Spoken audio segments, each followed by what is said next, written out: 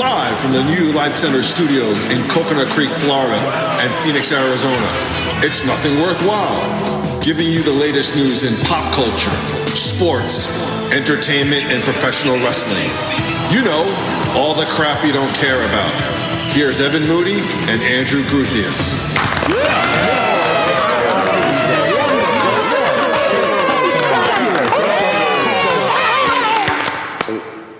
After these messages. You guys suck. Thank you very much. Thank you. I know. Isn't this great? New York and live together.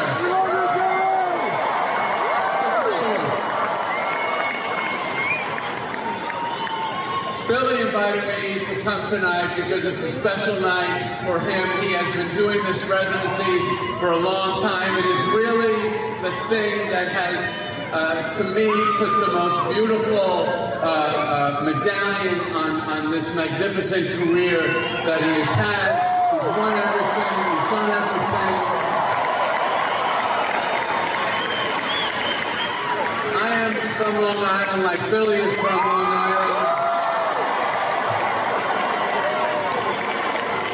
And I think the thing, there's three things that make Billy a genius of music. The voice, the music, the writing, the most beautiful songs. But there's another thing about Billy that makes him so unique and so special, is that he captured how we all feel living in this particular part of the world, Long Island, New York.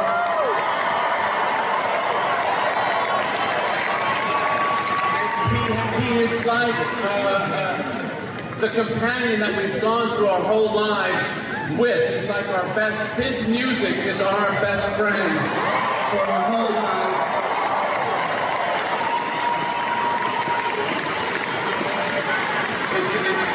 I don't even think he can understand how much his music means to us, being from where we are.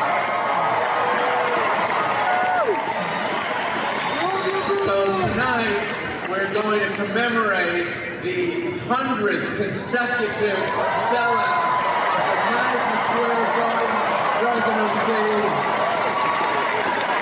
Take the banner. Where's the banner? There it is. 100 sellouts in a row. Congratulations, Billy. Most lifetime performances by any artist. You can go now. I actually looked. The over-under is $500 million. No, we're not doing a spit take here. By the way, I'm out of water, okay? I'm out. I think you're avoiding the question. Avoiding the question. I'm going to say over or what under should have been $500 said million to your father, Yes. okay? None of your business. How about that? And that's ridiculous. That's ridiculous. What? What you just said. $500 million? That number is so preposterous, okay? Ridiculous. How about $100 million? Okay, how about you shut up, okay? How about you shut up? Is that all right? I got to say, you know, 100 interviews, nobody's ever said that to me before. I mean, it's an outrageous law, Willie, but come on. You got to take your hat off to Larry David. Mm-hmm. It had to be done, and damn it, he did it. You see what's going on here? It's a courageous stand. I mean, yes. You know, maybe it's not Rosa Parks on the bus, but, you know, this is pretty important. Oh, this is amazing. Yeah. I don't want to get all preachy about this, but you go back. What did Jesus say? Yeah. I was thirsty, and you gave me water. That's what Larry did here. And I'm just wondering, are Republicans, like, really going to push getting this guy sent to jail? How about that, huh? Wow. The story gaining momentum, too. Political figures, celebrities across the country reacting to Larry David's brave stand. Larry David is about action, not words. He saw an injustice, and he did what he could to right it. And that's what we need today in America. It's a cause celeb. Larry David took a big risk. He put his name and his body on the line. You're like a hero or something. Wow. Involvement. That's Larry David's middle name. Larry Involvement David. Can you believe that? This Larry David they're talking about seems like hard work pays off. dreams come true. Bad times don't last, but bad guys do.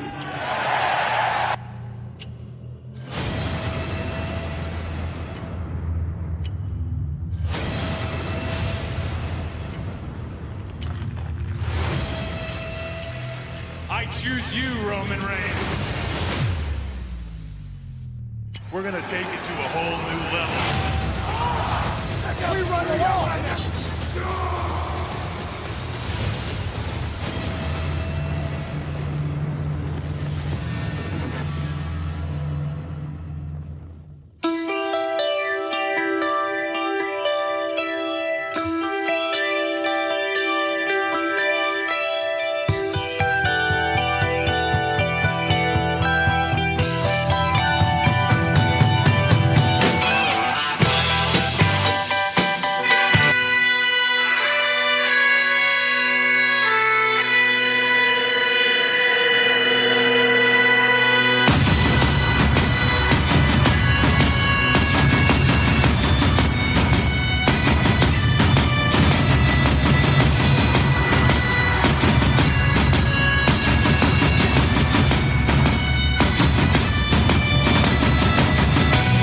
Yes, the WWE theme of the Scottish psychopath Drew McIntyre.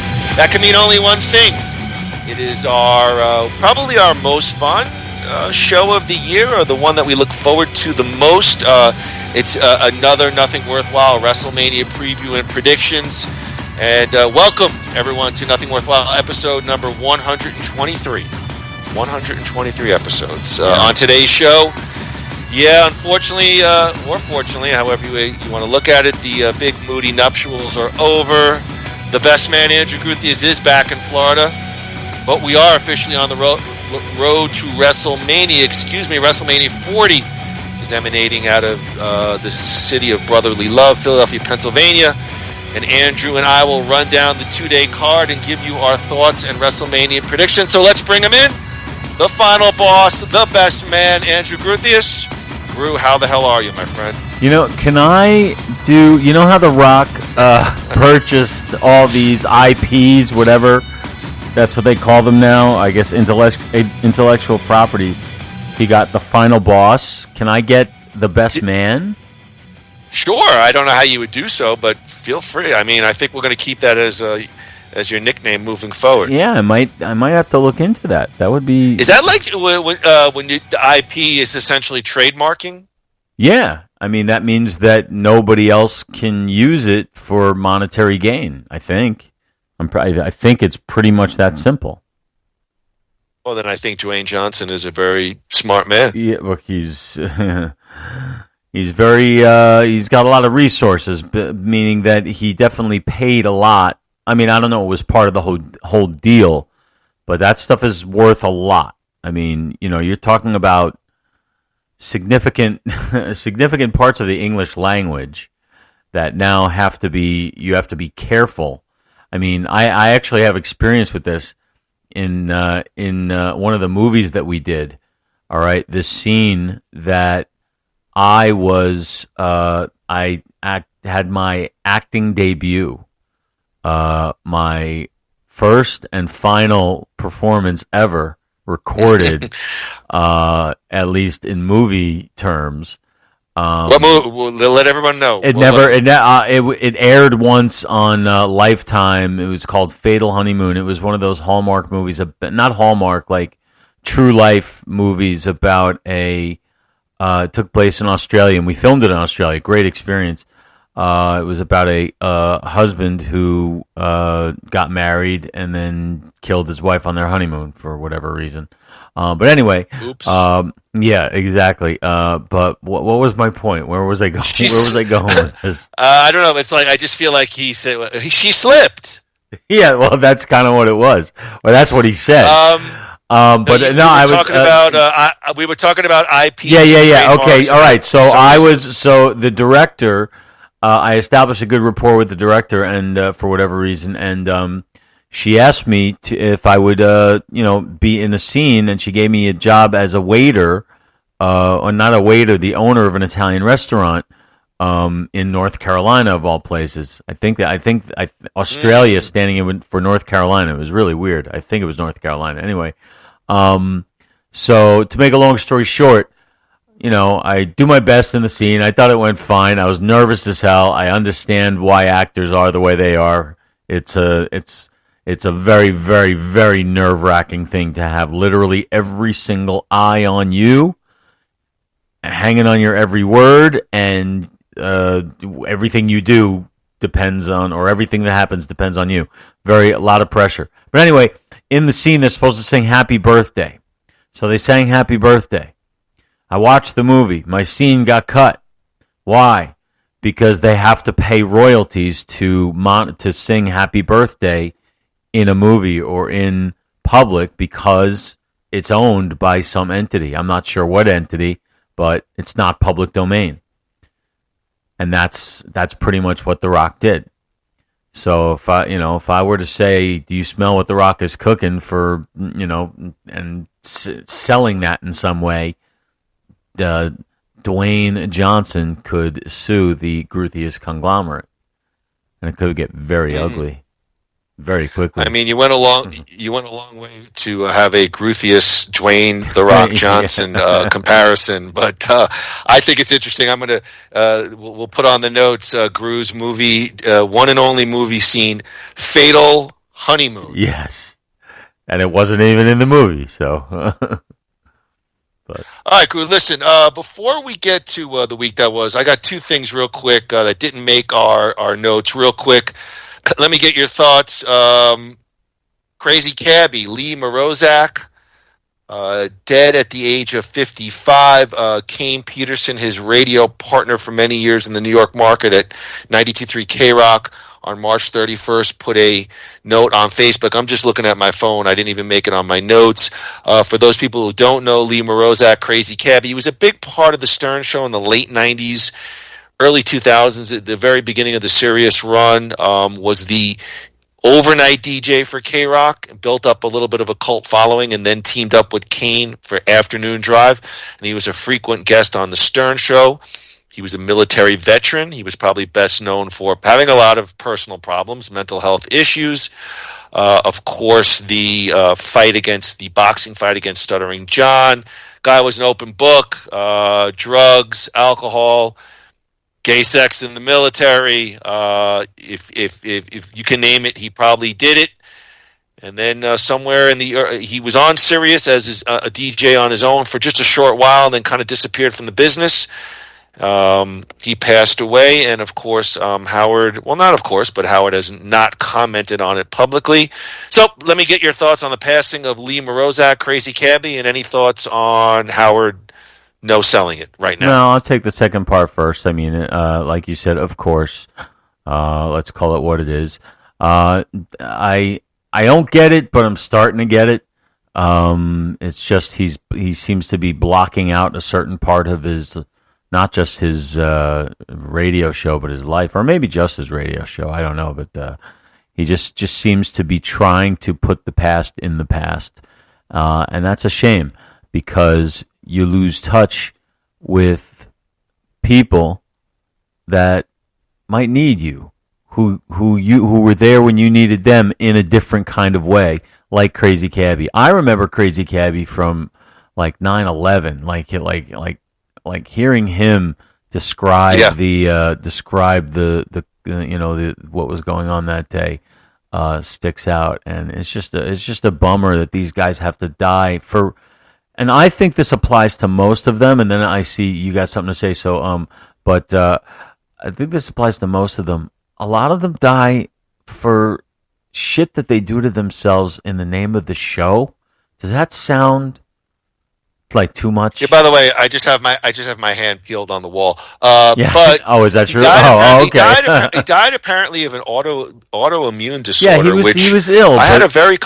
I actually had a very close. I've always thought like autoimmune, but I had a close friend that died actually young of autoimmune as well. So maybe there's something to it. I don't know too much more about it. I mean, all he the had a shit, rough lifestyle. Yeah, he all the definitely had a crap rough that these, even drinking alcohol innocently for years does damage, and you don't know what kind of damage.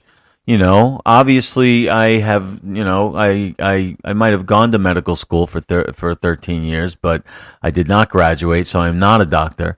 But all this shit, it does damage, and you just never know. You never know where it's going to pop up. That's my theory on guys like this and others that we're going to talk about later in the show today about going young. But yeah, bummer, crazy Cabbie. I mean, we kind of lost touch with him as Stern fans, but still a bummer to hear that he was in rough shape and didn't meet a nice end.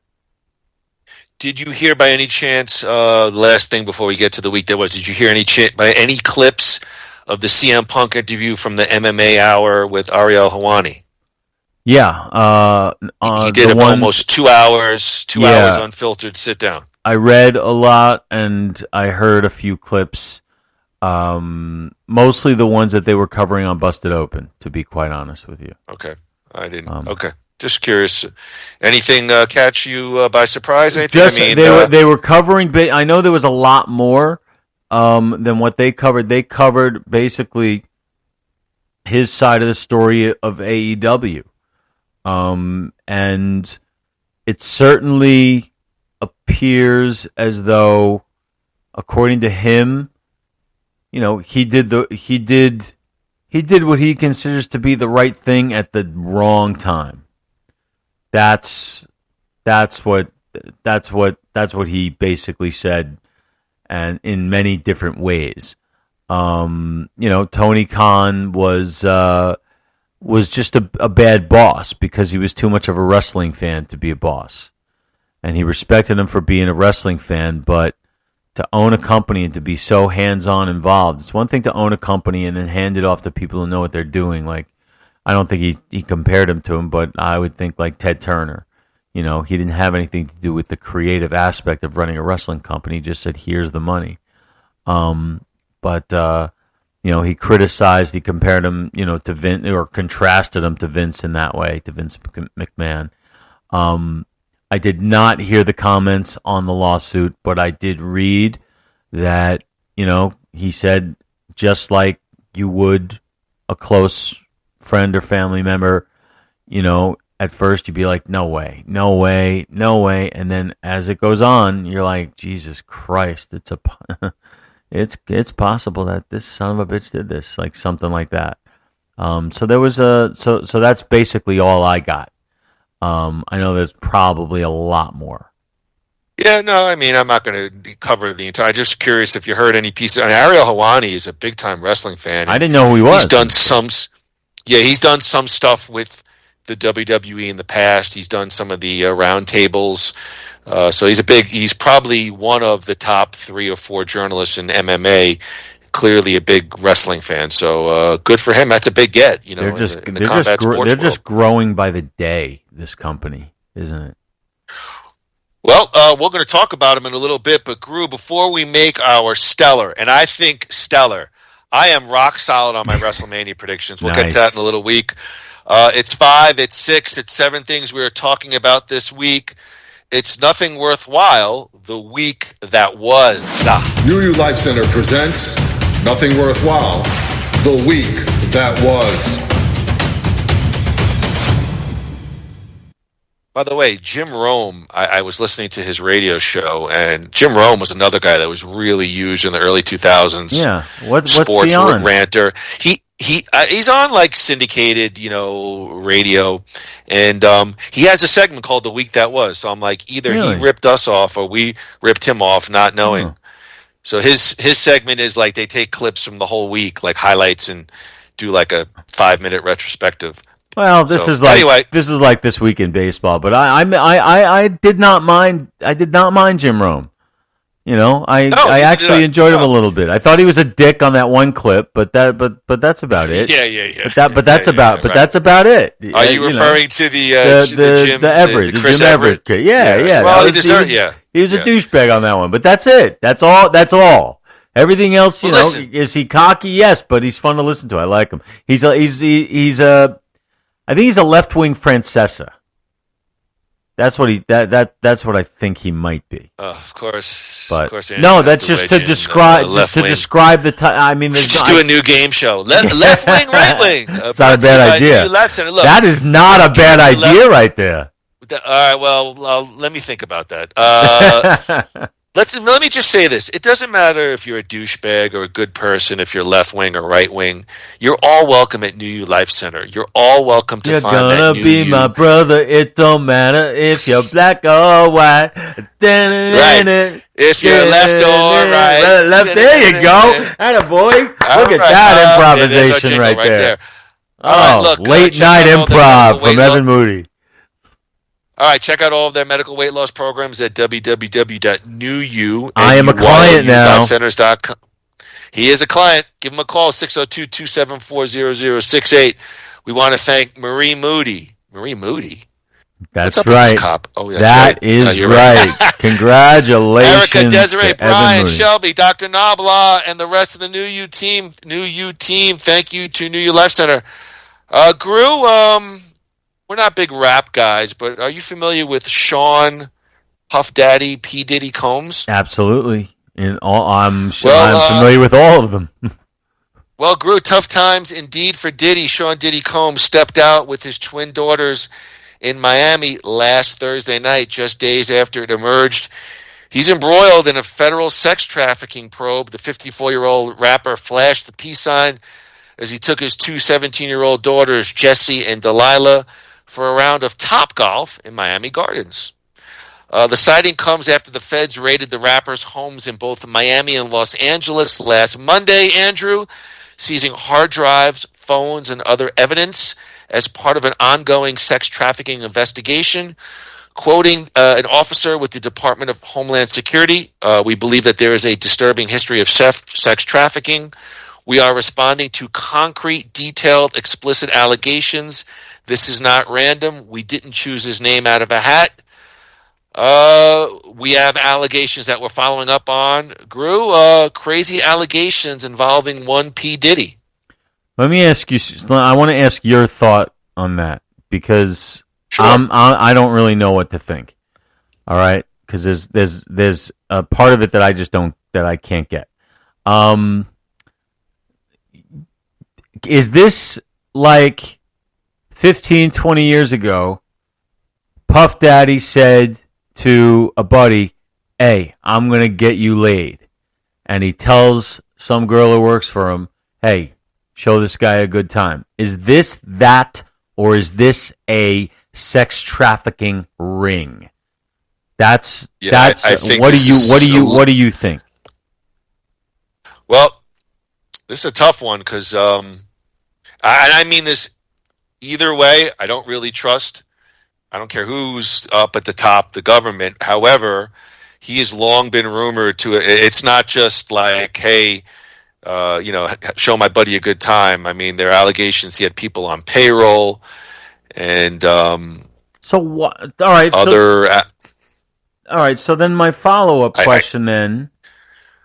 I've seen where people are trying to make sort of comparisons to with Diddy and Vince McMahon. I'm not even going to comment on that because we may discuss Vince later. But just wanted your thoughts. I mean, listen, Sean Combs is a New York legend. He started off as a local promoter, and he's a mogul. I mean, he's involved in probably a billion different businesses and probably worth over $1 billion. So. He's a big name, especially in New York lore. Just wanted your thoughts as to what do you think's going on here? I mean, I think he's in. Whether or not he ends up in the clink, I don't know. But I mean, when the feds raid your home, that's the key. That's the difference. That's why the Vince McMahon comparison is not valid, because the Vince McMahon comparison is what I described before. Vince McMahon comparison is one woman saying he did this with me multiple different times and things and crazy shit. No, that's all this is. This is it from one isolated, person. Isolated, yes, Andrew, but Vince also has had a history that of is allegations. True. Yes, that is true. He's had NDAs, and he went to trial, and he paid off Rita Chatterton, who was a referee in the 80s, who claimed that she made some pretty bold claims, and he paid her off. Yeah. So I say in life, it's the same thing when I was an assistant principal and a principal. Where there's smoke, there's fire. If you're taking an incident in isolation, absolutely. In isolation, absolutely. But when you have 2, 3, 4, then I got to believe that something bad's going down. Well, then my follow-up question is, so your answer is that. So my follow-up question is, why? And I guess it applies to McMahon too, but for some reason it makes more sense with McMahon than it does with Diddy. So I'm just going to stick to Diddy right now. You've got everything. You've got literally everything. Why would you do? Are you just stupid? Are you just looking to see how high you can go? What you need the money? Like, what is it that would make you not only get involved with that, but have a paper trail? Like, are you fucking retarded? So here's what I'll say, and then like to move on. But I quote Bruce Springsteen: "Poor man want to be rich, rich man want to be king, and then I think a kingdom is never satisfied." So I think Bruce is hitting it there, that you get wealthy. And it's just it's not enough. And I think he wanted to influence politicians. I think he wanted to influence the music scene, women. A lot of stuff out there that I won't even discuss. There's allegations of even brutal crimes, cover-ups, things of this nature. All allegations, in all fairness, to Sean Combs. So we'll see what happens. So naive. Last couple of days have been kind of quiet. On a sort of a better front, but sad indeed, Groo. Lou Gossett Jr., Oscar winner and groundbreaking Roots star, has died at the age of 97. As of this podcast, no cause of death has yet to be revealed. However, his nephews told the Associated Press, last Friday, that the Officer and a Gentleman actor died Thursday night in Santa Monica, California. I'll just read real quick. It is with our heartfelt regret to confirm our beloved father passed away this morning. We would like to thank everyone for their condolences at this time. Please. Lou Gossett Jr. was the first African-American to score a Supporting Actor Academy Award in 1983 for An Officer and a Gentleman. He also won an Emmy for 1977 miniseries Roots. He was an established Broadway actor with roles in A Raisin in the Sun, Tambourines to Glory, The Zulu, and Zeta. On television, he had roles in such series as Boardwalk Empire, The Jeffersons, Stargate SG-1, Iron Eagle, Watchmen, and The Mod Squad. He had an eclectic film career, Andrew, stretching over 5 decades, which saw parts in the movie The Color Purple, The Punisher, Toy Soldiers, Enemy Mine. That was a good movie. The Deep, and The Skin Game. He went to NYU on a basketball scholarship, but instead concentrated on theater. I'll skip all the whole deal. Gossett also suffered from some medical stuff. Gossett also suffered from a series of health issues that plagued most of his life. He has battled alcohol and cocaine addictions after he won his Oscar, suffered from COVID-19 in 2020. During his rehab stay, he was diagnosed with toxic mold syndrome, an illness that stemmed from living in his Malibu home. 2010, he revealed he had prostate cancer, so this guy has really been through the mill medically. What a life. Groo, thoughts on the passing of Lou Gossett Jr.? Yeah, it's a bummer. To get to 87 with all of that stuff, God bless him. So it's definitely a life well lived. It seems one of those top guys who's like in a million movies, who will never really headline his own thing, but he was always there. He always lent credibility to movies. Like one of my favorite roles that he's ever been in is a movie called The Principal, where he's like second in command Belushi. to Jim Belushi. Yeah. That's one. Well, he was the like the janitor. He was the custodian. Yeah. Head custodian. Yeah. Great stuff. Just Officer and Gentleman. He's awesome in that. And met him once. Really cool guy. Just it's a bummer to see these guys sort of leaving us. But I guess that's what is kind of supposed to happen. But he'll live on in a lot. And Chappie Sinclair, Iron Eagle, will live on forever. In children of the 80s like us. So, yeah. Bummer. I just remember being mesmerized by An Officer and a Gentleman. His role with Richard Gere, that scene when he dogged him out and Gere says, I got nowhere to go, I can't go home. Just phenomenal. And I thought it was Chris Farley who said that. We're in a somber moment. You got to bring up Chris Farley, yeah. But yeah, that is a Drew, on a lighter note.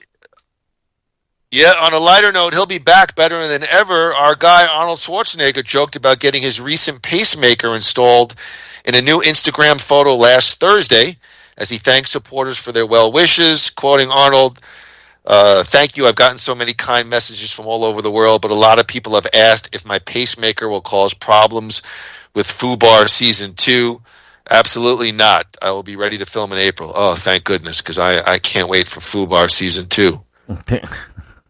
Okay, anyway. What do you mean? I'm laughing because I know exactly what you mean. I'm like, you're saying that. You're saying that. I'm like, Arnold, Season 2, I thought Season 1 sucked. I didn't see it. I've heard nothing but bad things about it. I didn't see the trailer.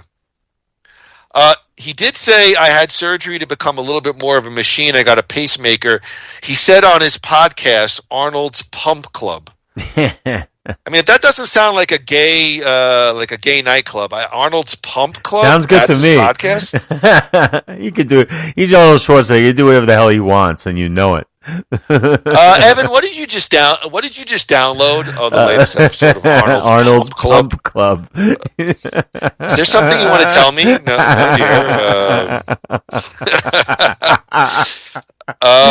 I thought it was supposed to be Paula's Pump Club. Right. I guess Arnold was diagnosed with a genetic heart issue. Groo, the Terminator has so did Triple H. So he has a pacemaker as well. So I mean, not much, but I thought I'd throw it in there because Arnie's a favorite. Anything about the Terminator now has a pacemaker. But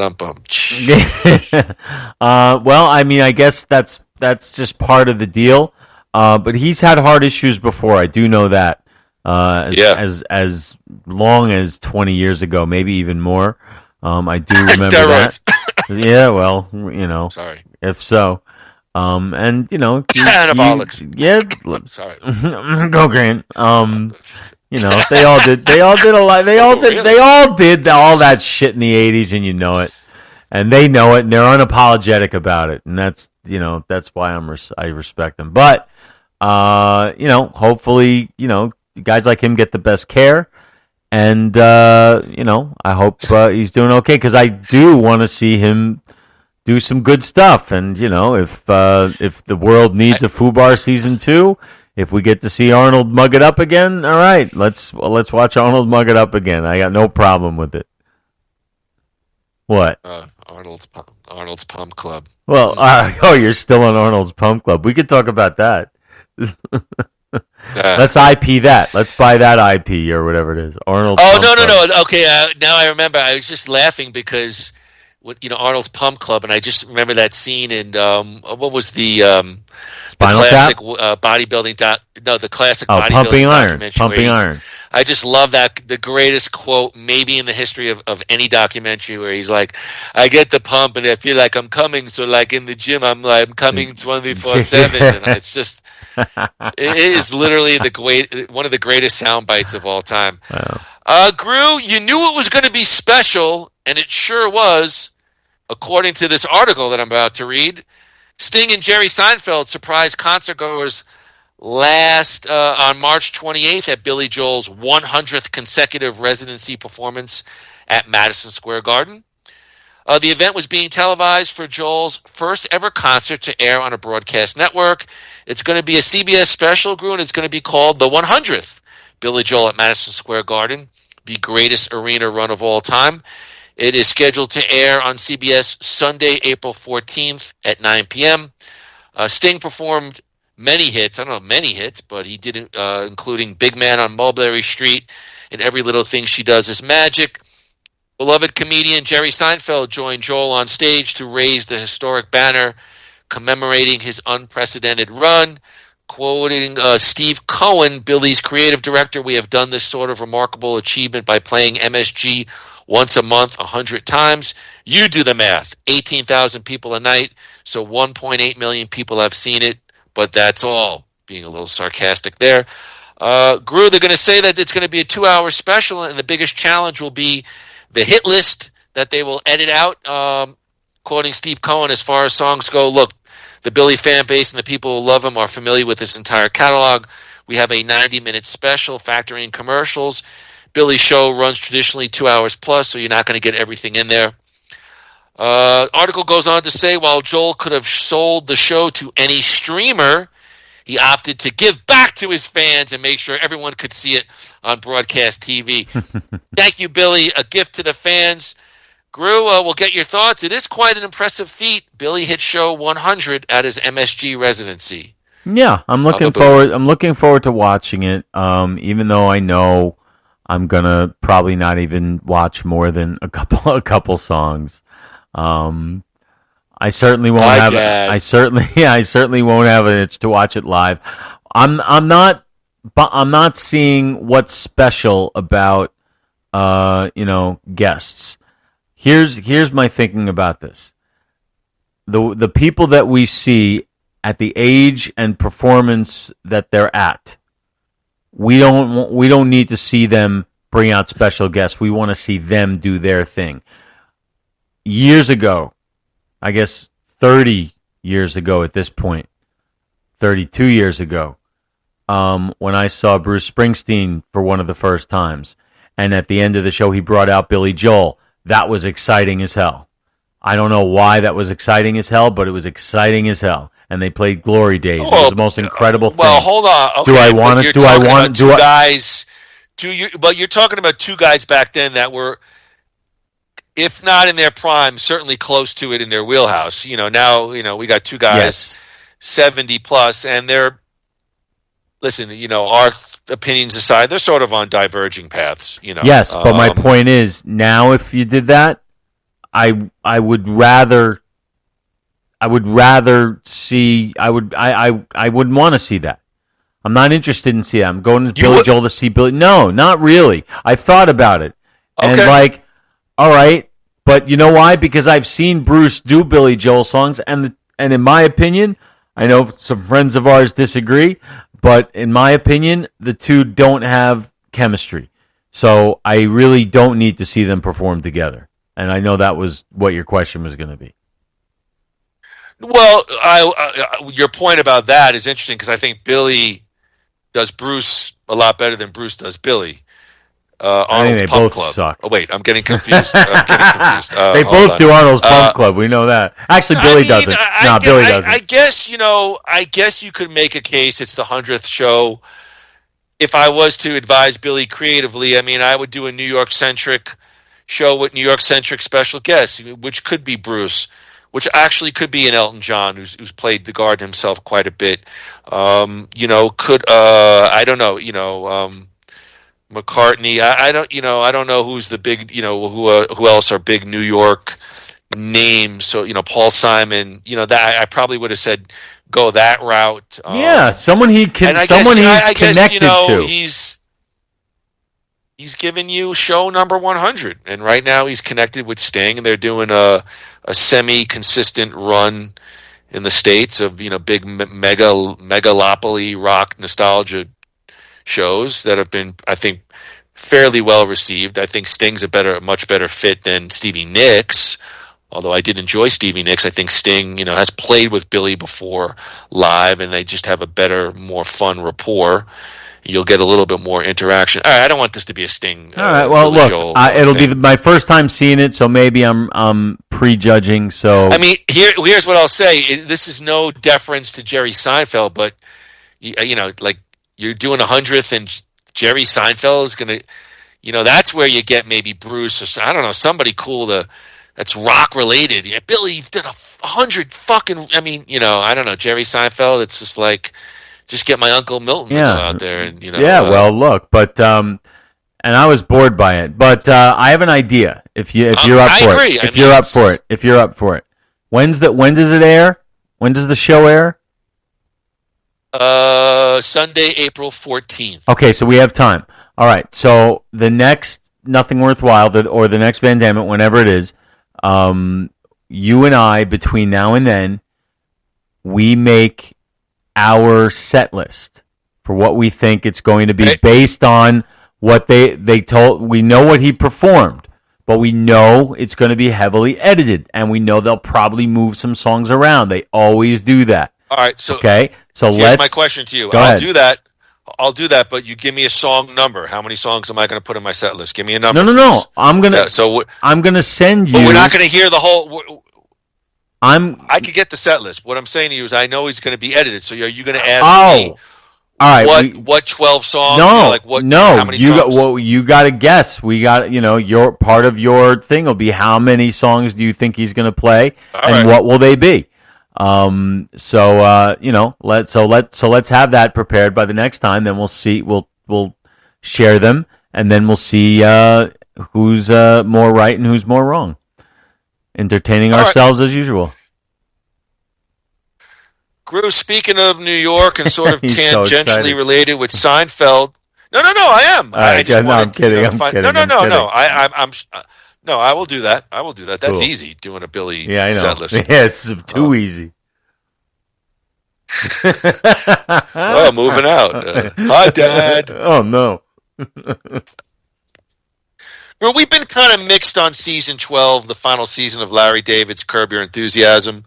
We got a big Bruce Springsteen sighting in episode 12, and we got a major sit-down interview with Larry David. Larry David told Chris Wallace to curb his enthusiasm about asking the comedian's net worth, and made a crass reference to the late Barbara Walters' sex life during a contentious interview. The co-creator of the classic sitcom Seinfeld did not appreciate the line of questioning by CNN host during their sit-down for a recent episode of Who's Talking to Chris Wallace, which streams on Max. Now, Larry David, that might have been part of his contract to sit down and do this, but none of your fucking business, David replied during a testy exchange in which he also told Wallace to shut up when he pressed him for an answer, according to a transcript of the interview that was reported by Mediaite. Chris Wallace told David that he read on the internet that the Seinfeld co-creator's fortune was around $500 million. A figure that didn't sound too far-fetched considering a recent report that put his pal Jerry Seinfeld's net worth at about $1 billion. Quoting Larry David, "That number is so preposterous, okay? Ridiculous. How about $100 million?" Wallace then asked, prompting David to reply, "Okay, how about you shut up? Okay, how about you shut up? Is that all right?" Wallace told David that in the scores of interviews he has done for television, nobody's ever told me, well, just shut up. Wallace awkwardly steered the conversation back to David's comedy career, though later in the interview, the host admitted that he was trying to get over shut up because, quote, it stings. "I'd say it's a little hurtful," Wallace told David. The Curb Your Enthusiasm star replied, "Hurtful? What about your question? What kind of question is that? It's perfectly legitimate," Wallace told David. He then invoked Walters, quoting, "There's no such thing as an indiscreet question. There are only indiscreet answers." Larry David said he didn't think that statement was true, adding, "I wonder how Barbara Walters would react if someone asked her, 'Barbara, how many times a week do you have sex with your husband? Do you give him head? Do you think she would like that?' Larry David asked Wallace. Ooh, a lot to unpack there. I'm a fan of Larry. I'm a fan of Larry David, but I'm really not sure about this exchange. Groo, what do you think of Larry David's testy back and forth with Chris Wallace about his net worth? First of all, I thought Bruce Springsteen was hilarious on Curb Your Enthusiasm. I laughed. Oh, come on. I laughed. Kendra's Ken. Kendra's Ken. Kendra's Ken. Kendra's Ken. The guy can act. I don't know why he doesn't do more of what he does. I thought he was great. I really enjoyed him. I know you didn't think much of it, but I haven't seen. I just think it's. I have not seen the show this year. Excuse me. I'd like to give. You made a comment. I want to give my. I love seeing Bruce on there. He looks like $1 million, but it's the same old nebbishy bullshit that we've seen. And I don't know. At season 12, I am amused at the show. I still have an interest to see if something is funny. And unlike you, I find the side players, they give me a little bit more comic relief, but it's the same fucking Jewishy stereotype, nebbishy. And by season 12, I don't know. I thought other seasons just were a lot more creative. Bruce Springsteen, come on. Well, I'm not talking about the show because I have not seen season 12. I've only seen the first episode. I literally just watched the 2 Springsteen scenes, so I was only commenting on that. The show might suck now. I wouldn't know. I haven't seen the last 3 seasons, to be quite honest. I will eventually. But my answer to your question actually is I'm a little on both sides. Chris Wallace is a pro, and he should have known.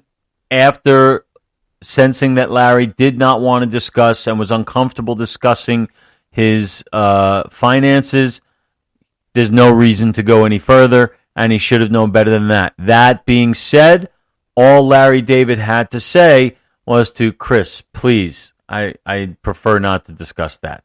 Can we move on? That's literally all he had to do. But the first thing that comes to his mind is says, shut up. That's not cool. I agree with you.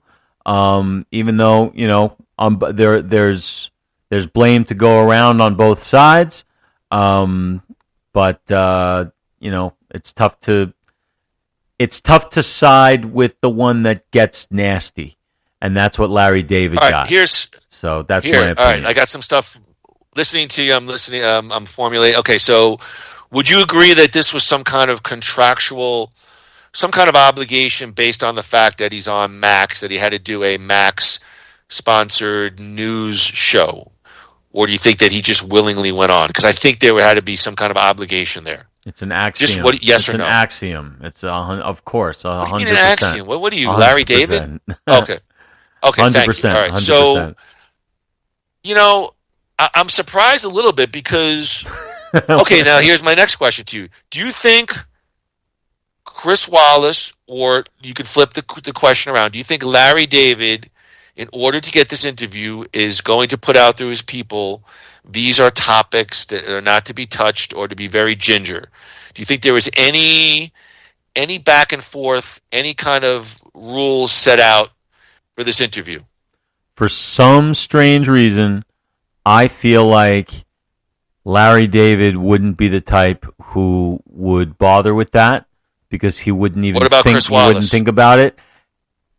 And I don't know much about TV news business, but I would think yes, you do. Stop. I really don't. No, I really don't. That part I really don't know. Chris Wallace, the son of Mike Wallace. I would guess that a pro like Wallace wouldn't need to be checked before an interview. So on both sides, I think both sides are coming to the table like men, saying, let's have a talk. Okay, so I agree with that. Now, I was a little bit surprised by your comment that, Larry David's uncomfortable. I think, a good interviewer, you got to be tactful, but that's where you dig in, right? I mean, you got somebody who's being evasive or agitated about a question. I say you have to have a tact about it, but I mean, clearly, there's interest there.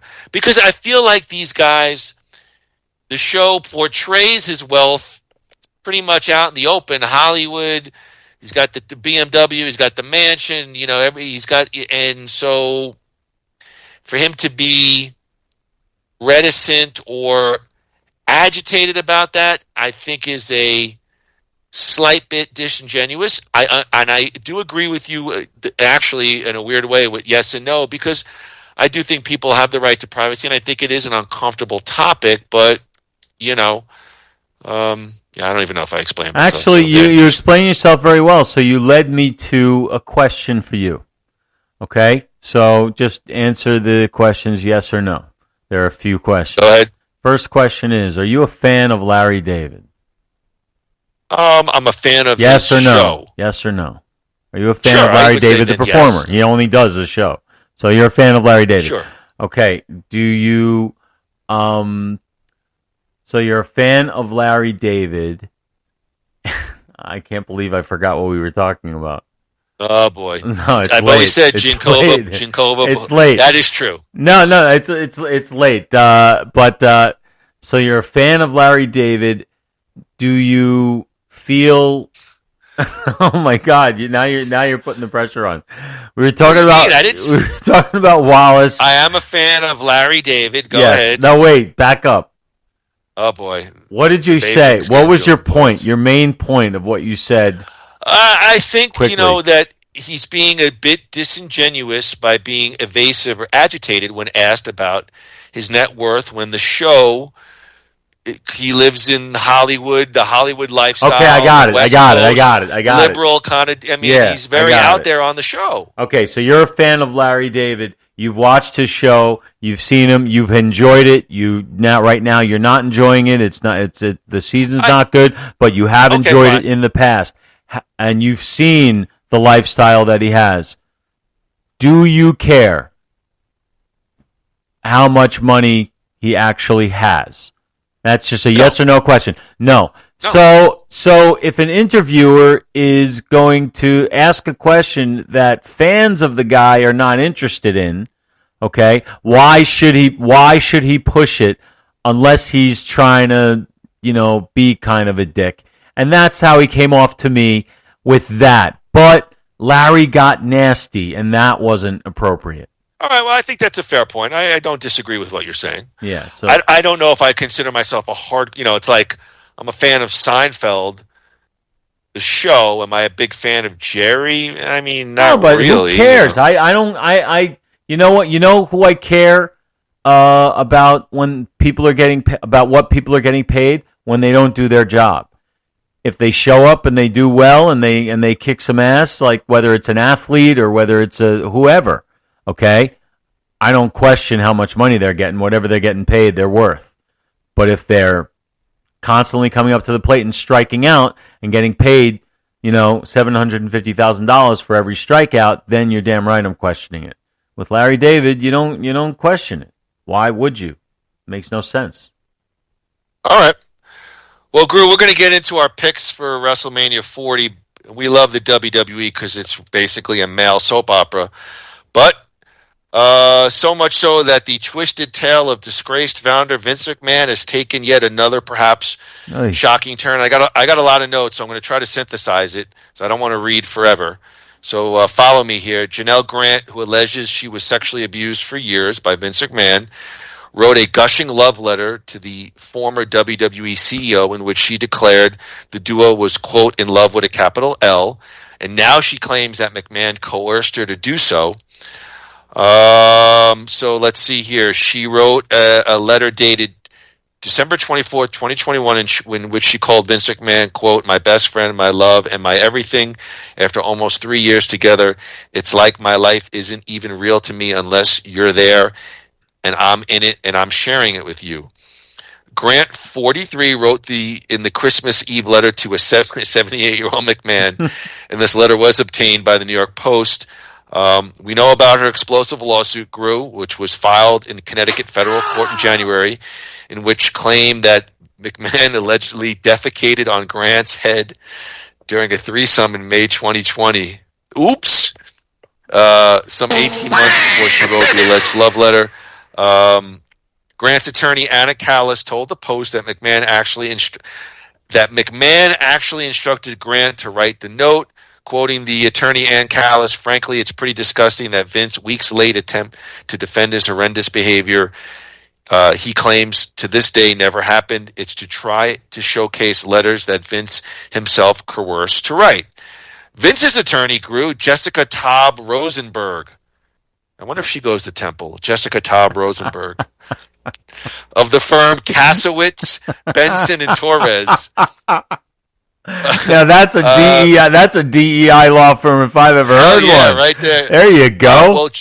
Well, Miss Taub. Is that a bad thing to say? Well, did I just screw up? I don't know. No, it's everywhere. Why not? Right. This is a revisionist history. No one coerced Miss Grant to write the letter. She wrote it on her own accord. There's text messages that were exchanged as well. And of course, now let me just get to this real quick. Let's see here.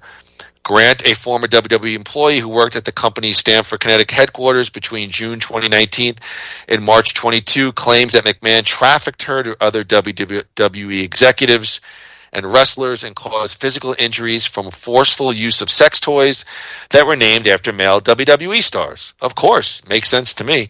McMahon, who was under federal investigation by New York prosecutors. Take this Harley race. You take this berserker. Anyway, Huss! Of course, fellow defendant John Laurinaitis, WWE's former head of talent relations, is also alleged to have sexually abused Grant at WWE's headquarters for months in 2011. That included allegedly taking turns restraining Grant and having sex with her while telling her, "Take it," BITCH, according to court documents. Now, what is interesting, Groo, is Laurinaitis is now the stepfather of former WWE stars Nikki and Brie Garcia, a.k.a. the Bella Twins. So he was fired in 2022, Laurinaitis, in a hush money scandal related to a $1.5 million non-disclosure agreement purportedly made to an employee who accused him of misconduct in 2012. McMahon is still reportedly married to Linda McMahon, his wife of nearly 6 decades, although Grant claims that Vince said their marriage was, quote, an arrangement on paper for business purposes per the suit. That probably is true. Groo, I think we'll put this one to bed after all this, but here's my question to you. A lot came out. Does any of this information change your mind about the suit or your opinion of Vince, Janelle, Laurinaitis, and the whole deal? Not really. Because I have an answer. I have an answer. I have a couple of questions. Okay. Well, can I give you my opinion first? Yes, please. Go ahead. Because I absolutely agree with you. This doesn't change one thing for me because here a couple of things. Nobody writes love letters anymore. So, again, while it's alleged, could I buy into the fact that somebody got coerced to write a letter? That doesn't seem unreasonable to me. And you know what? Even if she did, relationships are very tumultuous. People get back with one another after a lot of things. People break up, get back together, even situations with abuse. So I agree with you. There's nothing here that really compels me to change my mind. I only say where there's smoke, there's fire. And so my opinion is there something here based on past allegations with Vince McMahon? Unfortunately, I think there is, and that's all I'll really say about it. Well, this might shock you, but until, I've heard all the stories about the sex and the shit and the vomit and all the most ridiculous, how does one enjoy that kind of thing? Well, that sounds like a fun Friday night. Yeah. Well, maybe. I got to try it sometime, but only consensually. Oh God. But anyway, oh God. What I'm not understanding is this. Okay? I've seen all of that, and I have in my mind I have no doubt that all of that happened. Okay? Where it gets weird is where she says she's coerced to write a letter. That's where it gets a little weird. Doesn't change my mind. Just makes me question a little bit huh? And then I also have to look at Vince McMahon and say, and I would love to get him in a room by himself, or at least make sure he's cuffed. But I just like to ask him, dude, are you the stupidest person who ever lived, or are you just ridiculously senile, or just forget being crazy? No. Forget being crazy. Are you just stupid to think that this would go? Like, it's just a level of nuttiness that it breaks my ceiling of imagination. It's the same thing I said to you about P. Diddy's allegations. I think when there's that level of wealth, there's that level of power, and if you've been given an inch, you're going to take a mile. And I think at this point he was older guy, probably towards the end of his career anyway. And maybe he went half loopy, or he just was going to take, and maybe this is the norm for him for years. I don't know. I'm only speculating. The only thing I'll add is I don't see coercion of writing a letter as an outlandish claim. He's a wealthy guy. I don't either. I just said it gets a little weird. It's just a damn shame that this guy's legacy will be something that he did in the last 2 years of his career. Agreed. in the business that he created, essentially. So it's just it's a shame. Well, ultimately, I think he's just going to pay a lot of money and make it go away, and that's probably what's going to happen. But his name is tarnished. His name, his kid's name. Oh my God! His grandkid's name. I mean, they're. Hey, there she is. Do we have a celebrity today? Well, by the way, Groo, I just want to say that today's Nothing Worthwhile podcast, it's another Nothing Worthwhile Wrestlemania preview, is brought to you by New You Life Center. Be a new you, whether it's virtual RF microneedling, hormone balancing, laser treatments. Certainly, Vince doesn't need any hormone balancing. He's 78 years old. How about Vince McMahon? How about let her judge Vince McMahon? Well, I mean, he's got sex toys and names after wrestlers and medical aesthetics, cosmetic injectables, medical weight loss programs. New You is where it's at. See what they're all about. Check them out at www.newyoulifecenters.com. That's NUYOU. Check out their social media. Give New You a call at 602-274-0068 and tell them you want something worthwhile and you heard about them from Nothing Worthwhile. That's right. I just wrote that. That's attaboy. New You Life Center, Phoenix Premier Med Spa. Yay! Hi, Marie. All right. I can't now hear. Owned by Mrs. Marie Moody. She said, now owned by Mrs. Marie Moody. There you go. Or do I have permission, wife, to go over WrestleMania, our previews? All right, well, then let's get to it, Andrew. I did not eat. I will eat after this wonderful podcast. Everything okay? All right. Here we go, Andrew. I did this. I love you, Pussy. I love you. I heard that. I heard that. All right, so I don't know if this is the official day one or day two, so please don't hold me to it. You'll if I've missed any matches, because I did. I have night one and night two. I have night one and night two divvied up. You want to? Okay. Well, what do you want to do? I have my notes. I believe we I can have we can go match by match. However you want to do it. All right, let's just do it. All right, okay. Let's just do it. All right. Do you want to switch off going first with your little? Yeah, like we usually do. Like you bring up the match. I'll go first the first time, then you'll go first the second time. Just all right. So then, all right, Andrew. Why don't we go with the Women's World Championship match? The man Becky Lynch versus the champ Rhea Ripley. We'll go to Andrew first. Give us a little preview, and who do you got? I have Rhea Ripley winning this one on night one, night two, night three, night four, whatever night they want to do it on. Rhea is not losing this championship for at least, and I'm going to put this down now, for at least another year. Okay. Rhea is winning this one all the way. Okay. And I don't see where they're headed with Becky. What would the championship do for her? She's been there. Like I see her sort of getting a little, I don't know, dare I say, older? and like more senior. I don't know. I think that those ladies, they've been around since 2014 now, that class, and I definitely think that I mean, they are going to be approaching, if not a good 10 years in the spotlight. Many of them literally 10 years now in the main event mix. And so I don't disagree. Let me give you my thoughts on that one. Groo, no doubt Becky Lynch will retire as a top 10, if not top 5 performer of all time, but it's still mommy's time, and I see a Roman-type run for Rhea as well.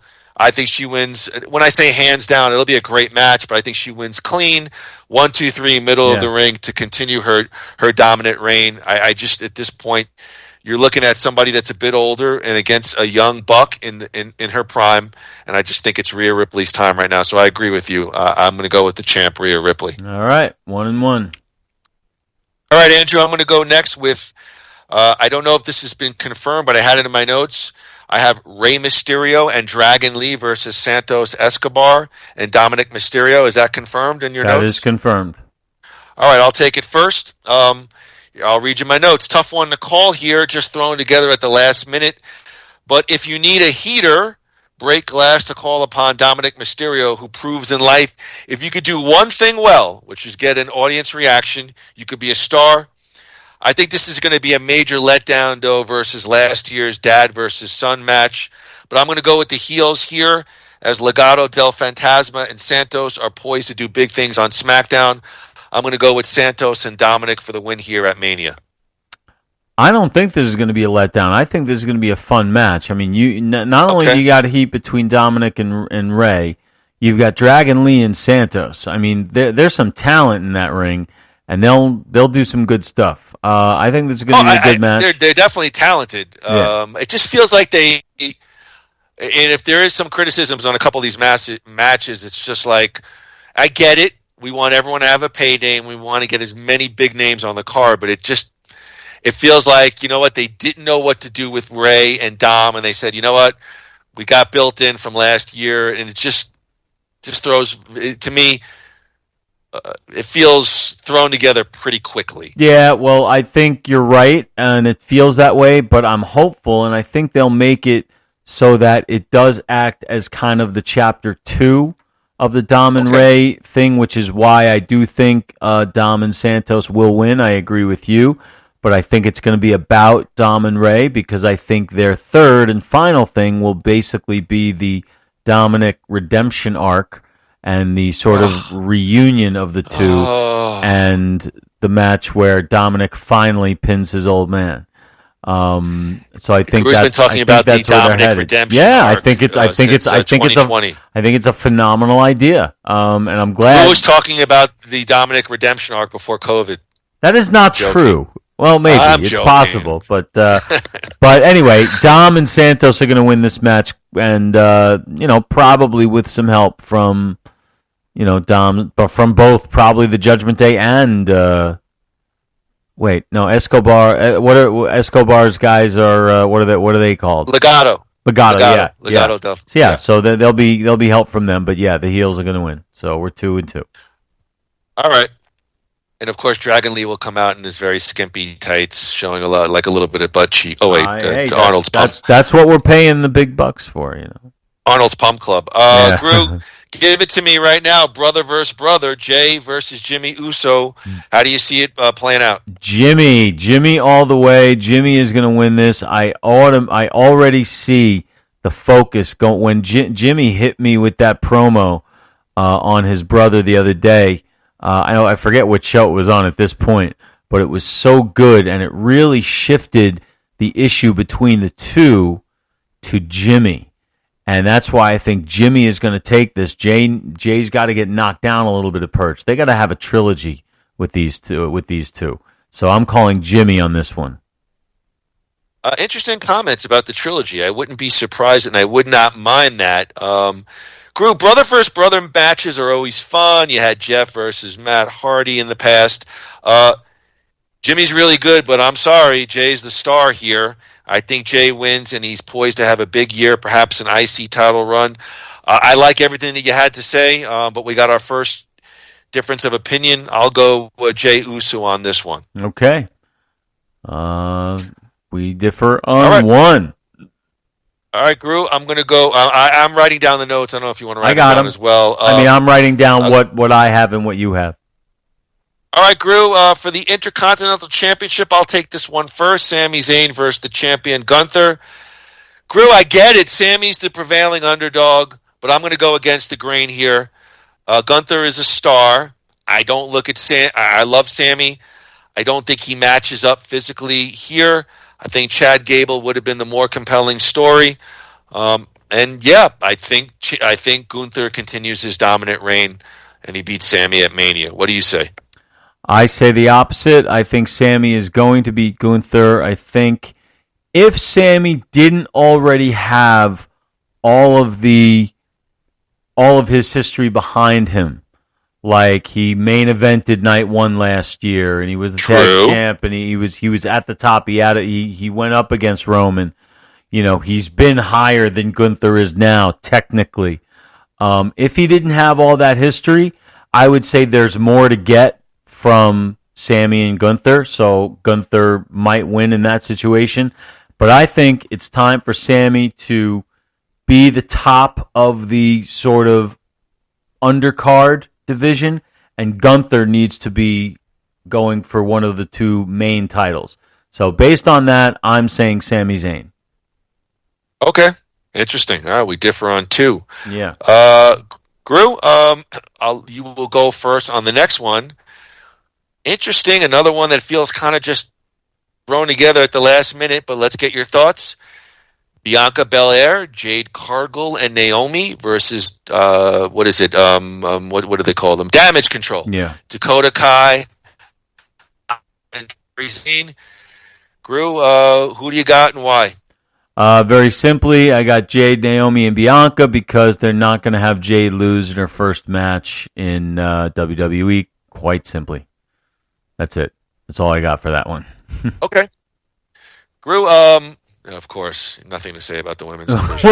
Well, like you said, it's literally thrown together at the last minute. Well, here's what I say about it. I'm going to tell you what I say about it. I'm looking at my notes, and I quote, I hate it when the WWE books a schmaz match just to get all the stars on the card. I do think it's a good way to ease Jade Cargill into prominence and visibility. Now, Jade Cargill will be the story here. Faces are going to get the win, so I agree with Andrew. And I think this will begin perhaps the seeds of a Bianca Belair heel turn somewhere down the line. And I hope somewhere down the line, I don't want to see Bianca turn. It's just too easy. Give me even a Mega Powers, Jade and Bianca friendship. Give me 8 months. Let them win the tag titles. And then, and I think Bianca's the one to turn. I think it is setting up the mega match maybe next Mania between Jade and Bianca, because I think that is a mega match that could really, break a lot of records in terms of the women. But I agree with you here. The faces get the win. Yeah, and with all that you say, if this match, which on paper looks like unnecessary, if it advances people's stories, you're right. Then it was worth it. So same for a couple of the other ones that we said were thrown together at the last minute. If they can do something with it, then awesome. Okay, I can't disagree with what you're saying. All right, I'll take it here. I think this closes out night one, and then Andrew, if you want to, I think I missed a match. We can go over that next, but let's close it out with Cody Rhodes and Seth freaking Rollins versus The Rock and Roman Reigns. I'll go first on this one. You could think about 50 scenarios, but I'm going to keep it simple. You're going to get a 50-50 booking here. That's how it's going to play out. The heels will not lose. The final boss is not going to lose here. You're going to set up the bloodline rules for night 2 of Mania. So I think it's going to be a great match. I think it's a good way for The Rock in a tag team. He's 50 years old. But I'm going to go with The Rock and Roman Reigns for the win here, setting up night 2 with the bloodline rules for the main event.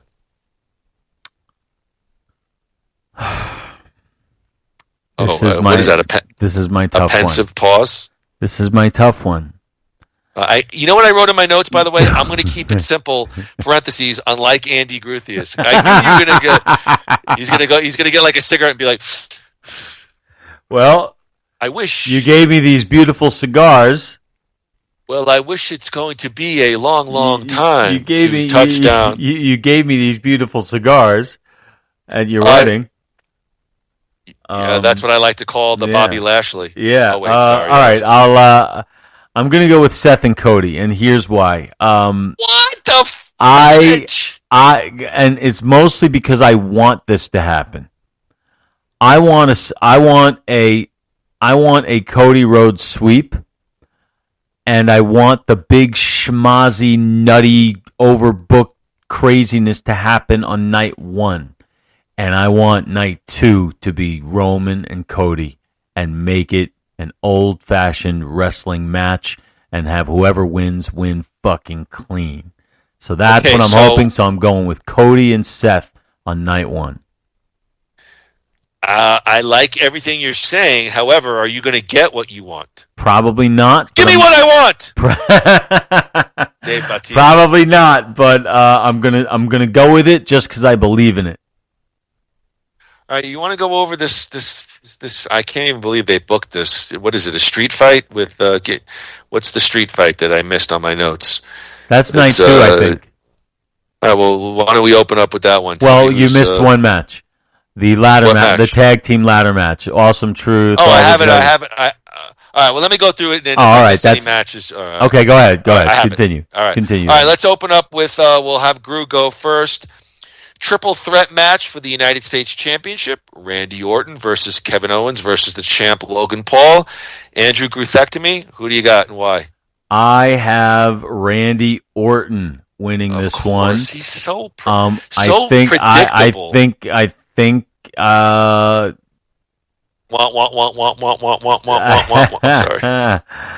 I think he gets one more run. But I don't think it'll be at the top. And I think this is a good spot for him. I think they can do some stuff because right now he's just kind of bouncing around, having smaller feuds with different people. I'd like to see him kick it up a notch. I love everything he does. He's great. So I think he wins this one. But when Andrew likes something, he's like so into it. It's like, I hear voices in my head. They talk to me. All right, listen to me. Andy couldn't. This one I won't. Look, we could disagree, and I like Andy's thinking. I completely disagree with him here. I'm not a fan of triple threats, especially at Mania. But I will say these three are true pros. But I think the safe call is Logan Paul retains the championship. I think Kevin Owens eats the pin here. It just feels way too early for Logan Paul to drop the belt.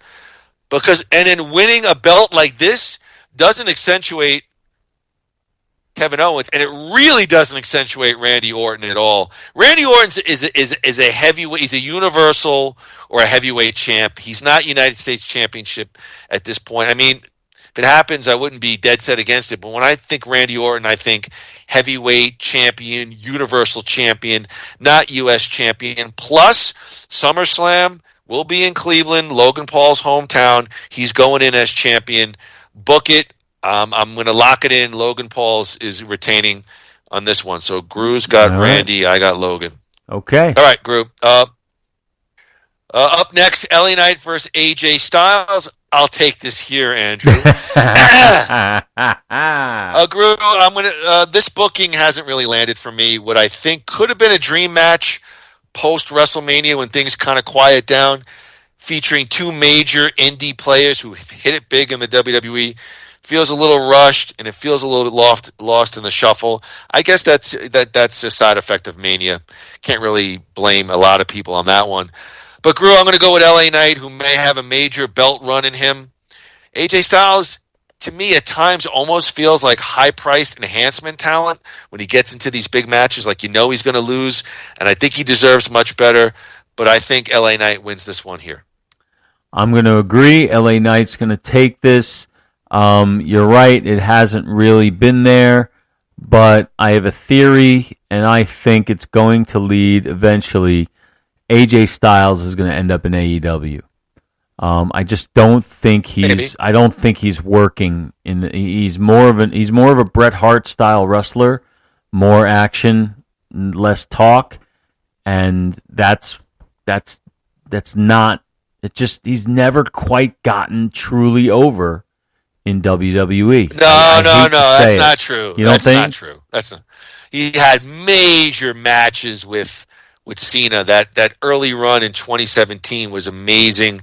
No, I mean, he was in Mania. I mean, against The Undertaker. I understand the cinematic match. No, I'm not going to put that on him there. Would it shock me? No, if he goes to AEW. The first thing I'd say would be to Tony Khan, are you going to get bang for your buck? Because I think he's falling into Edge territory where he's just an older guy. And you're not going to get TV sets that are going to change the channel for AJ Styles. That's true. You didn't get it for Edge. If you didn't get it for Edge, you're not getting it for AJ Styles. But it just feels like it's a good point. I could see that happening. That's the kind of legacy signing that I think Tony Khan likes, but I don't think it would really move the meter at all. And I think LA Knight, when things clear out post Mania and you're getting back to a typical 6-match card for a PLE, I think LA Knight somewhere down the line could have a run. We'll see what happens. I agree. All right, we're going to go to Andrew next, and this is a big one. World Heavyweight Championship match. Seth freaking Rollins versus Drew McIntyre. CM Punk will be at the announce table. Andrew, throw it in that bucket, and what do you got? I'm going to give this one to Drew McIntyre. He can and should win. I hope it's kind of clean, but I don't think it will be. I think there'll be some bloodline interference at some point. I think Punk will be a factor, but Drew McIntyre is going to walk out at least of the match with the title. Whether there's any kind of cash in or anything that's up in the air. I don't think so, but it could happen. All right. Groo, CM Punk will be at the announce table, and he will figure in this match. It just feels like it's Drew's time.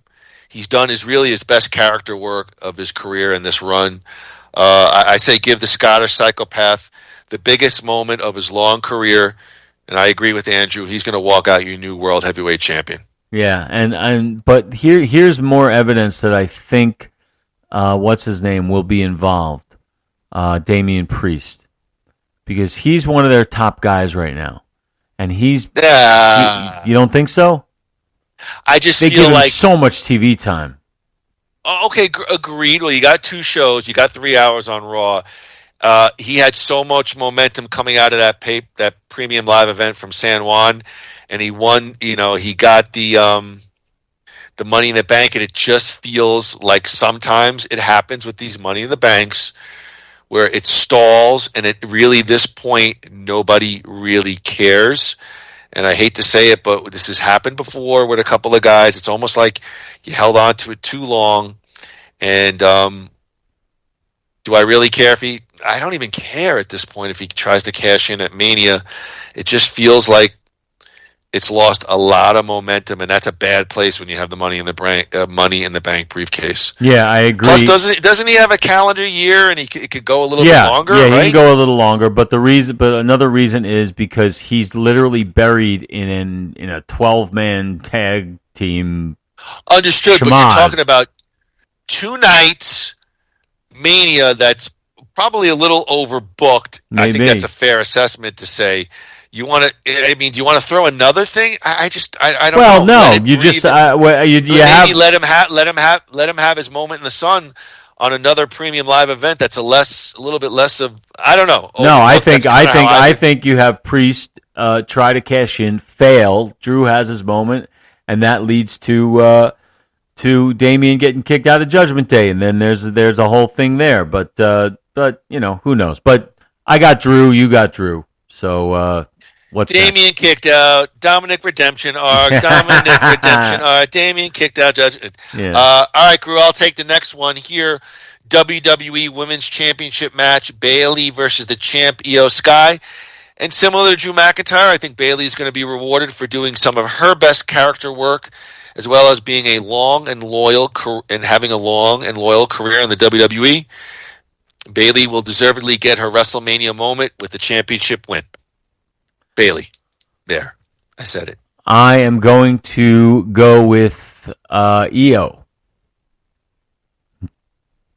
Really? Yes. Are you being serious? I am being serious because I think. Let me hear. This is a courageous pick. I'll give you credit. Yes, I think this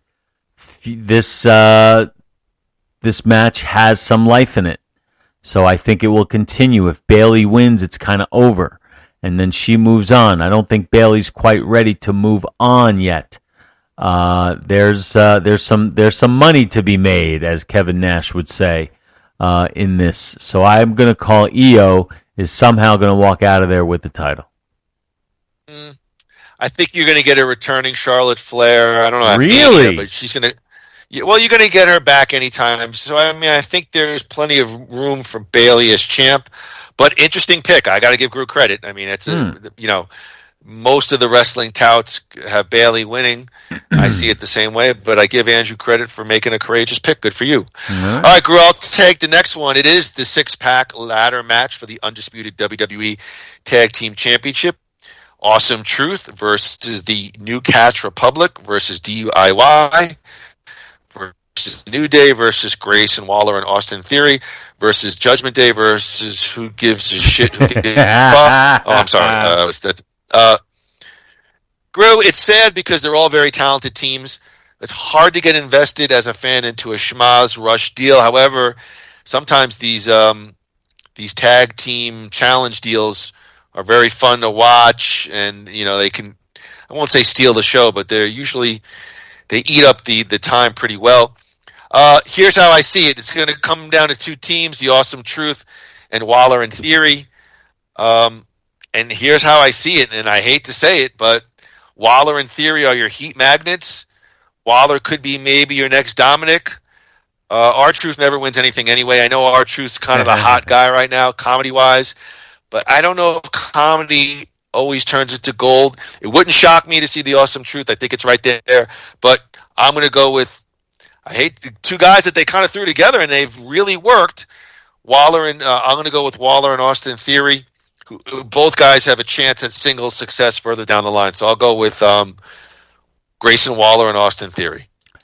R-Truth is hilarious in the WWE 2K24 game. I just want to throw that out there. I've been playing it. Thank you. I've been playing it. Thank you. It's great. Okay. It's really good. I'm addicted to it. But anyway, you're going to enjoy my pick for this one. Because it's not Waller in Theory, and it's not the other team you had, which was who? Awesome Truth, right? Yeah. No, it's neither of them. I think you're going to love this. I think DIY is going to win, and here's why. See, I knew you were going to love it. Here's why. They are the underdogs of all underdogs of this match, and the crowd will be so behind them. The Philly crowd. Think of the other teams in there. The Philly crowd is kind of tired of the Judgment Day stuff. They don't like Miz. They're probably done with Truth. They're going to love R-Truth. They're going to love R-Truth. Okay, but they know he's not going to win. The guys like it's Johnny Gargano and who's the other guy? Oh my God. Oh, Jesus. Whoever it is, the Philly is going to get behind those two. And I feel like Triple H knows it, and he's going to book them to win. And let the Judgment Day fall apart. Let the Judgment Day fall apart all night long. Well, we both agreed that walking out with the belts.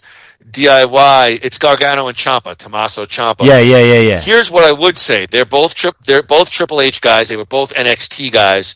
So it wouldn't surprise me. So I think that's a very interesting pick. I can't kill it.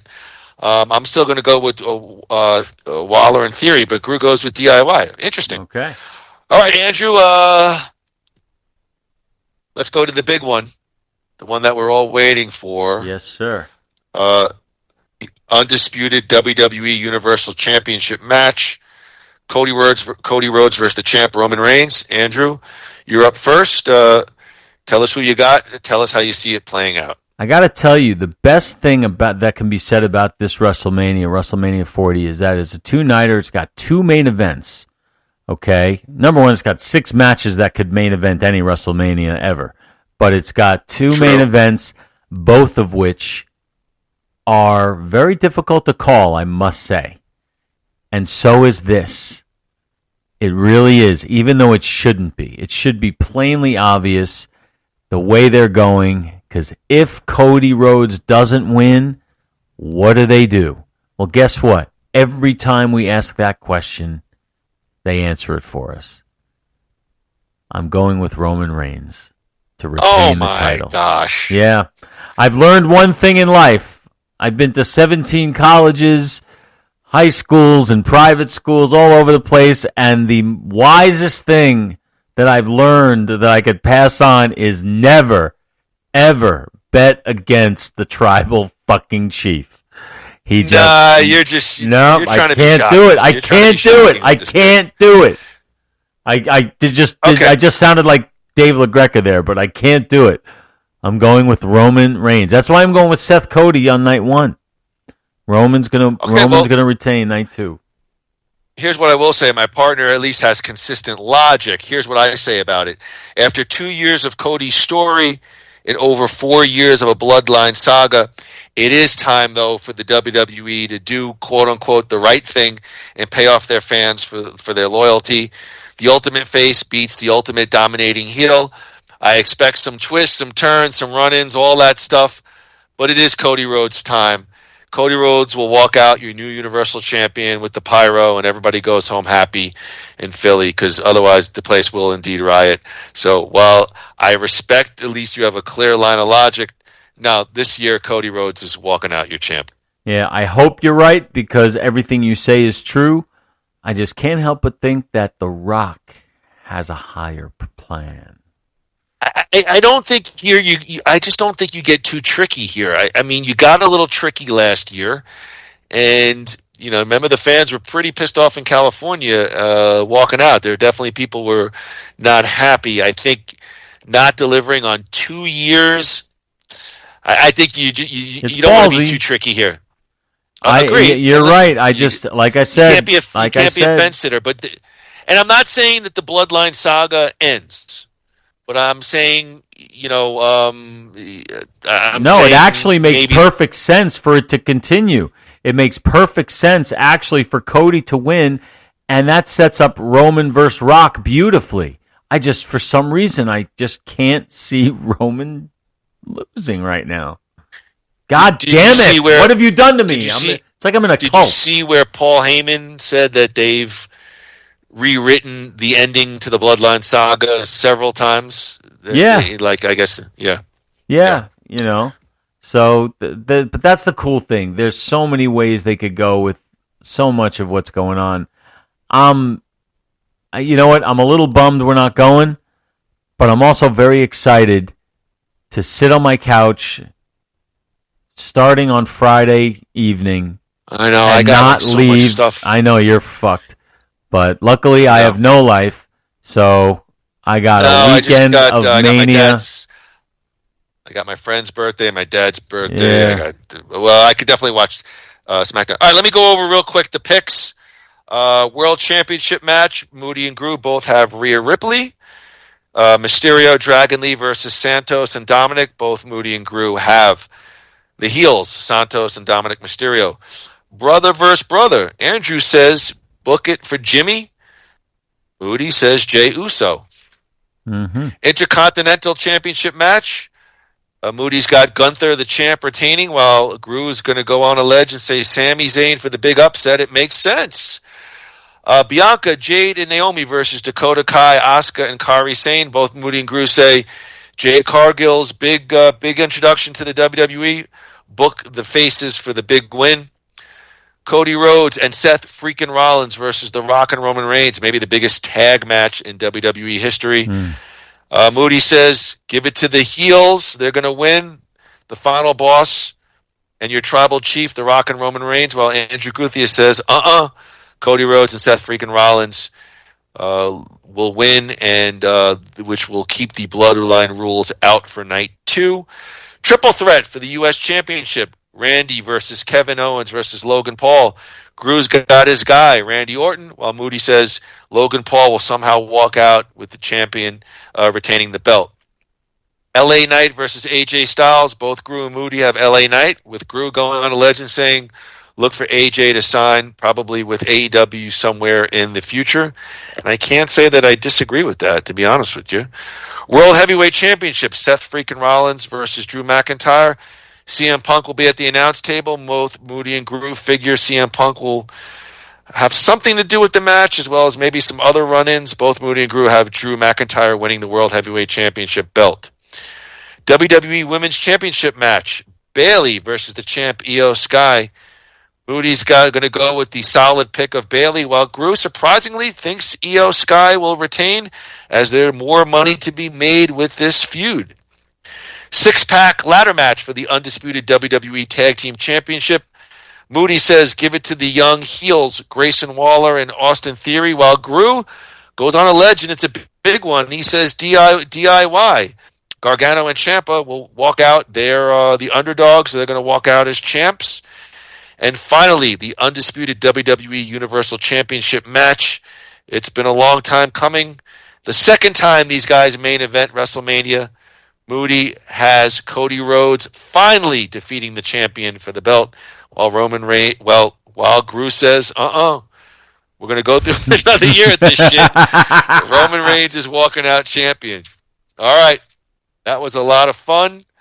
Let's wrap it up with this final question. We've just gone through. It's a packed card. Here's my last question to you, Groo, before we close it out. Looking at the card right now, WrestleMania 40. When it's all said and done, will WrestleMania 40 be in the pantheon of great manias? Will it be a great mania? Will it be a fun one, but maybe not a great? How do you see it? How do you see it ending up? And maybe I'm not being too specific on my question, but where do you see Mania 40 2 nights? Where do you think it's going to end up after it's all said and done? Are you going to be on the podcast next week going, that was just insane? Or are you going to say overbooked mess? Or what's your call on it? What do you think? Well, from pillar to post. Okay. Looking at it match by match and looking at the tools that they have. They have the tools to have, pound for pound, the greatest Mania of all time, without a doubt. Okay?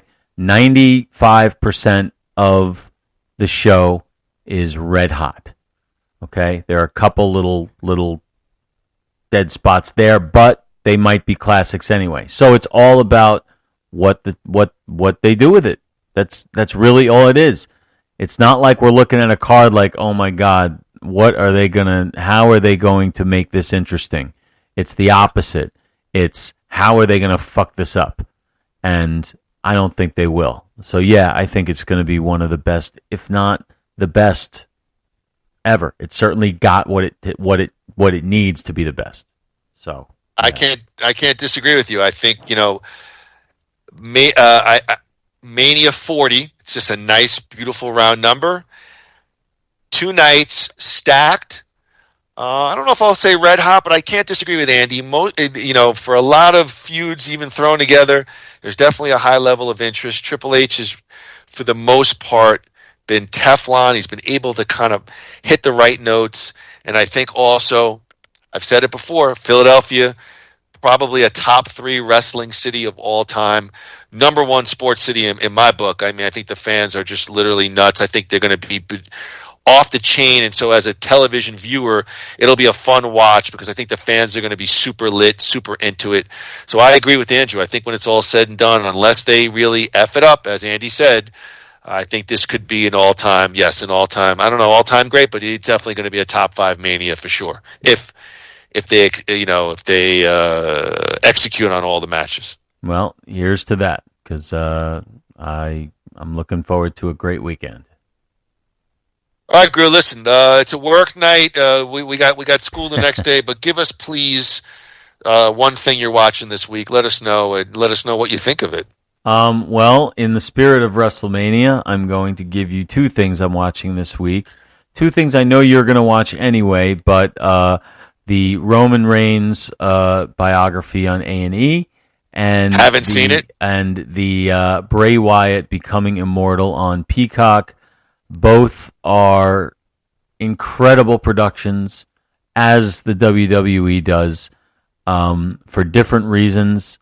The Bray Wyatt one is, in a way, shocking, but hits all the right notes. It's incredibly done. You'll learn so much about him, as will you, but not as much about Roman Reigns. There's not a whole lot to learn about Roman Reigns, but there is a little bit, and you see some good stuff. So those two things are what I'm watching this week, and I give it my highest recommendation. Yeah, I watched. I didn't finish. Started getting late, and I watched about 3/4 of the Bray Wyatt, and it's okay. Definitely the WWE production. It's second to none. All right. Not only the documentaries, every major sport has lifted the presentation at the WWE, and I'm excited now with this new era with Triple H, Netflix, this new era of creativity, new camera shots. They're just gonna, again, they may revolutionize the whole deal again. So, in production and how things are presented. Didn't see the Roman Reigns, but did see the majority of Bray Wyatt and super enjoyed it. So, as I enjoy most of the WWE's production, it's the second to none. What do you watch? Really. Oh man, listen, mine pales in comparison. You said this before. Yeah, it's just I watch reality, like dating shows, and actually I watched season 5 of the reality show Too Hot to Handle on Netflix. Yeah, that's the one. That's the one I was talking about. It's the one where they have to come onto each other, but they can't touch each other. They can't bang, or they can't. Right? It's this level of girl on this show they're like literally supermodels. It's unbelievable, and there's no shame in it. Yeah, the gimmick. The gimmick's the gimmick. They all think they're going on a show where they're not Arnold's pump thing or whatever you're talking about. No, it's not Arnold. No, it's quite the opposite. I'm almost ashamed to say season 5 of if you wanted to see girls running around in bikinis and anyway, Too Hot to Handle. The answer is yes. All right, Groo. For our next episode of Nothing Worthwhile, Groo and I will. We've already promoted this a billion times, so we're going to be. Are we going to finally say goodbye to Carl Weathers with Happy Gilmore, or by this time we're going to probably want to do a WrestleMania follow-up, right? I mean. Well, we could do a WrestleMania follow-up as part of, our opener or week that was. Right, we don't have to do a whole thing on it. Yeah, let's do Happy Gilmore because I think Happy Gilmore has been in the news a little bit. There's some rumblings of perhaps a sequel. Yes, and then weren't we following that with a return to Van Damme? Yes, for our next episode of Van Damme, Groo and I will head all the way back to the Jean-Claude Van Damme filmography. So we finished our first run of movies. It's Chuck Norris in 1984's Missing in Action. Groo, Jean-Claude Van Damme was noted as a stuntman for this movie. His name appears in the credits under stunts performed as J. Claude Van Damme. This was before his breakthrough performance in 1988's Bloodsport. All of that, plus it's our Van Damme at State of the Union address with the Last of the Action Heroes podcast network CEO Ryan Rebalkin. Like WWE, there could be blood. Andrew, State of the Union, Missing in Action, Ryan Rebalkin. It sounds like a WWE storyline. Yeah, it actually does. But somebody could end up missing in action after that show. But definitely looking forward to that one, and looking forward to Happy Gilmore. Looking forward to watching the Missing in Action again. I've seen Happy Gilmore recently, and I'll watch it again, but I've only seen Missing in Action once in the 80s, and I loved it. I loved it.